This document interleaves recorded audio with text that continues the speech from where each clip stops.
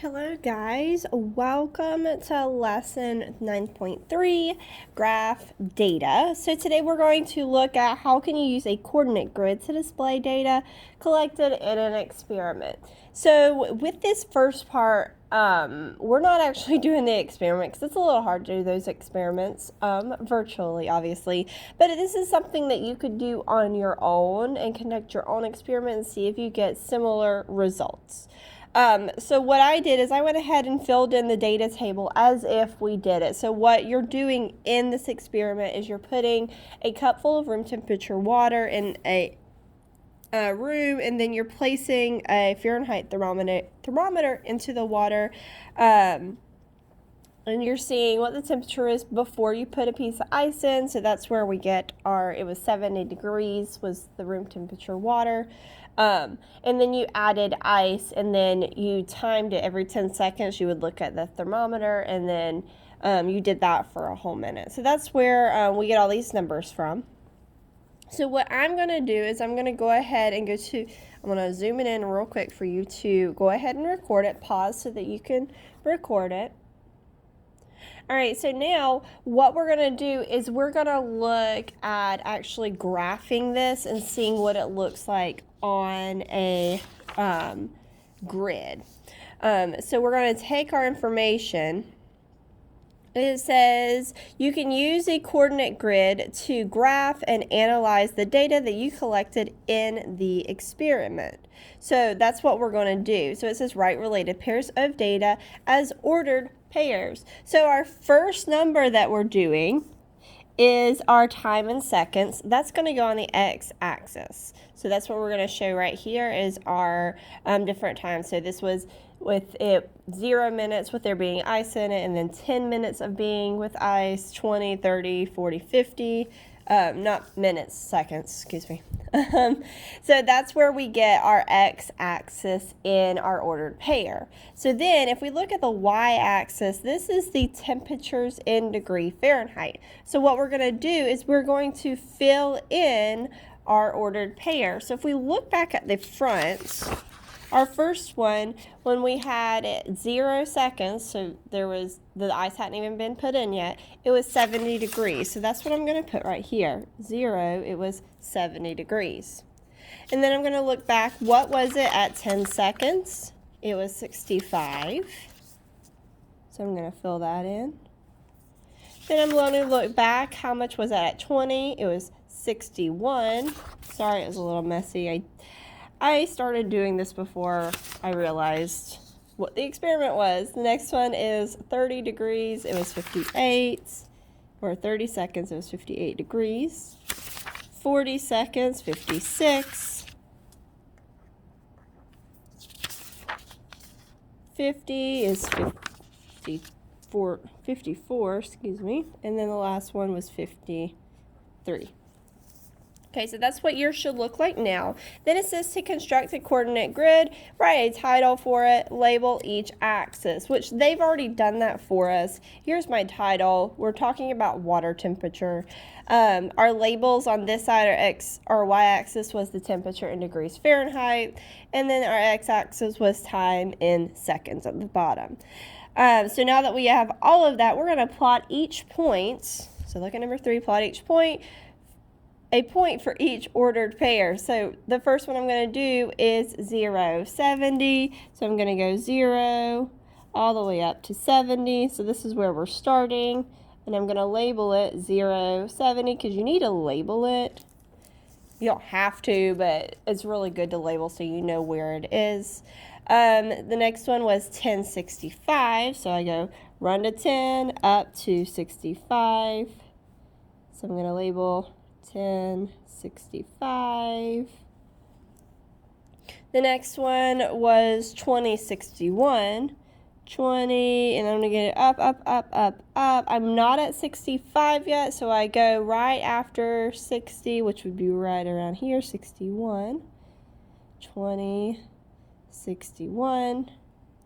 And we can already kind of see the trend of what it's doing, but we're going to keep going. 30, 58. 30, go up to, oops, make sure I do the right line. That's where it gets a little tricky. You just need to make sure you're on the same line. 58 is right around the middle. 30, 58, make sure my parentheses are there.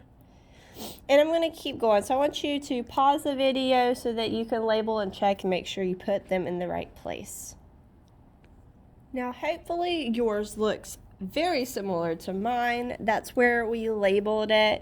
So now we are good to go. That's all you have to do.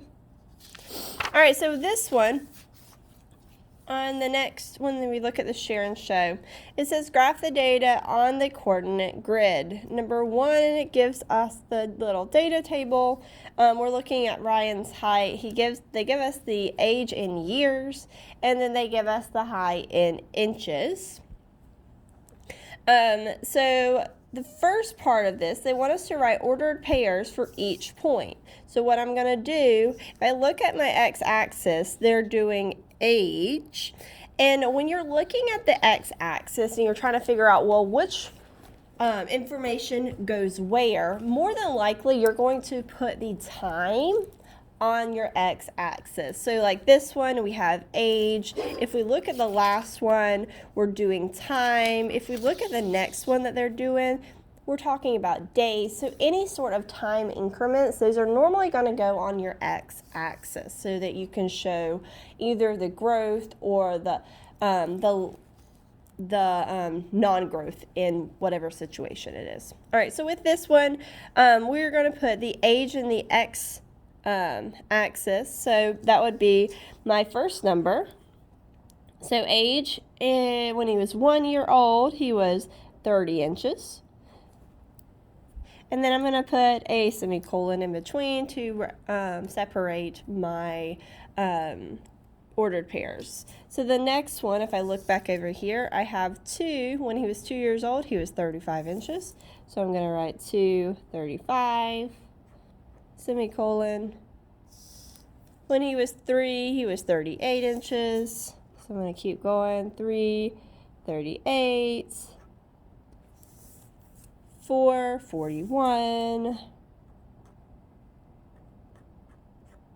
And the last one is 5, 44.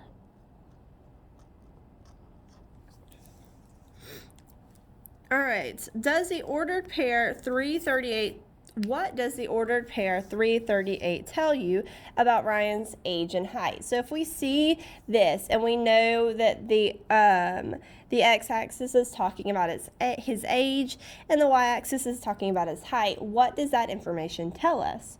Well, it tells us that at the age of 3, Ryan was 38 inches tall. So we could write that down. When Ryan was 3 years old, sorry, let's be specific.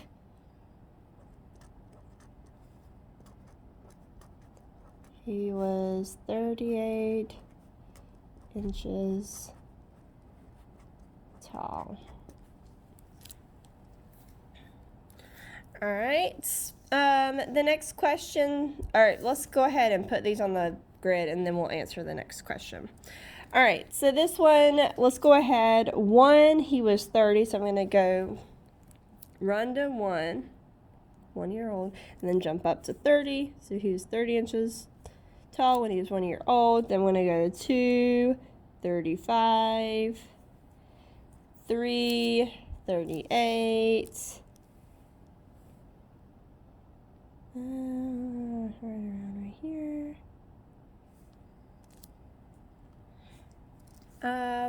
4, 41. I'm going to let you do the last one on your own just to check and make sure you did it right. So pause the video and then check your work. All right, that's where I put my 544, 5 years old, less than 45, so right here, because what we're doing is we're jumping 10 each time, but there's a little line in between them, so I could really put 55 in that middle line if I wanted to, or right here, I could put 45, and I know I'm not quite at that line yet, so it's a little bit less than that. All right, so now the next question says, would the point 642 be nonsense? So even if we're looking at this data up here, if I put 6 years old and 42 inches tall, would that make sense? Absolutely not, because you're not going to lose 2 inches. So that would not make sense. So let's write it. It would not make sense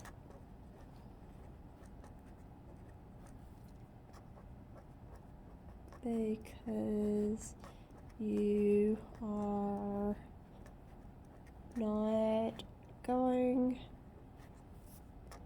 to lose 2 inches.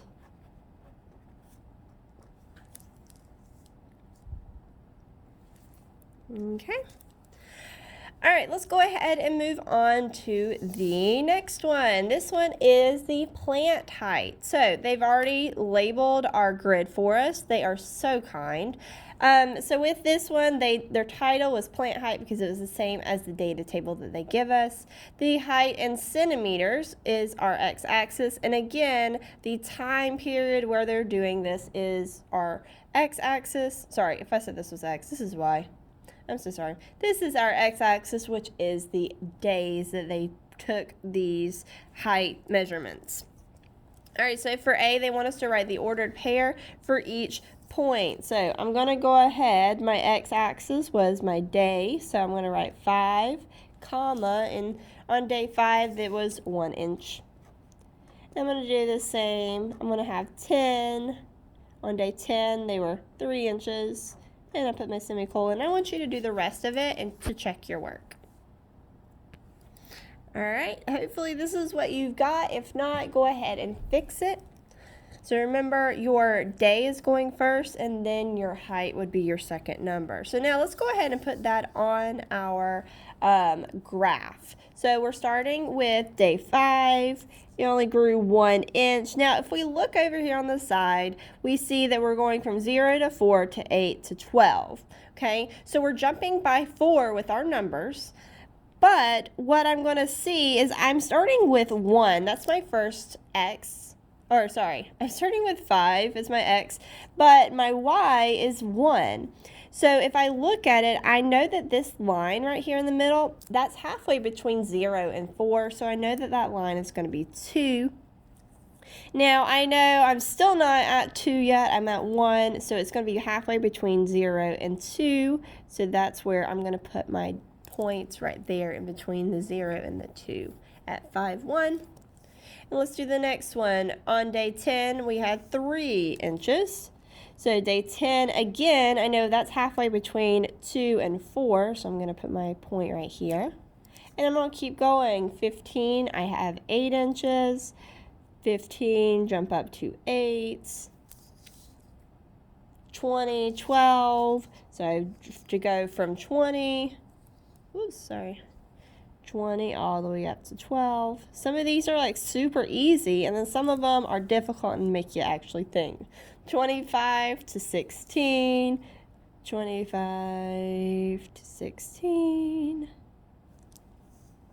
And then the last one, 30 to 19. 30, now I know I have 16, 18, not quite there. Halfway between 18 and 20 is 19.